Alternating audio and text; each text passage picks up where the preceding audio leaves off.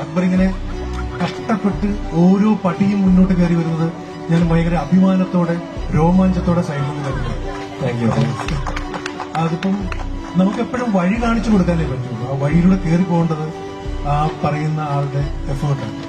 അപ്പം I M so happy Akbar.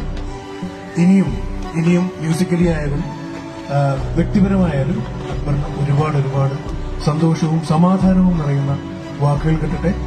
Akbar എനിക്ക് എത്രത്തോളം പ്രിയപ്പെട്ട ഒരാളാണെന്നുള്ളതുകൊണ്ടാണ് ഞാൻ ഈ സ്റ്റാർ സിംഗർ തുടങ്ങുമ്പോഴും ഞാൻ അക്ബറിനോട് ഇങ്ങനെ സംസാരിച്ചൊന്നുമില്ല. പെട്ടെന്നൊരു ദിവസം പാടാ എന്ന് പറഞ്ഞിട്ട് നമ്മുടെ ഗ്രൂപ്പിലേക്ക് കയറിയായിരുന്നു. അപ്പം ഇതിന്റെ ഇടയിൽ അക്ബറിന്റെ ഡേറ്റ് ഇഷ്യൂസ് കുറെ ഉണ്ടായിരുന്നു. അപ്പോൾ ബാക്കി ആർക്കും കൊടുക്കാത്ത ഇളവുകൾ ഞാൻ അക്ബറിന് കൊടുക്കുന്നു എന്നതിന്റെ പേരിൽ ഞാൻ കുറെ പഴി കേട്ടിട്ടുണ്ട്. ഇനിയും ഞാൻ പഴി കേൾക്കുമെന്നറിയാം, കാരണം ഇവൻ നന്നാവാൻ ഉദ്ദേശിക്കുന്നില്ല. അതുകൊണ്ട് ഇനിയും ഞാൻ പഴി കേൾക്കുമെന്ന് എനിക്കറിയാം. പക്ഷേ ഇവൻ കൂടെ ഉണ്ടാകുന്ന ഒരു ധൈര്യമാണ്, ഒരു സന്തോഷമാണ്. അപ്പം എന്നും അങ്ങനെ ഉണ്ടാവട്ടെ.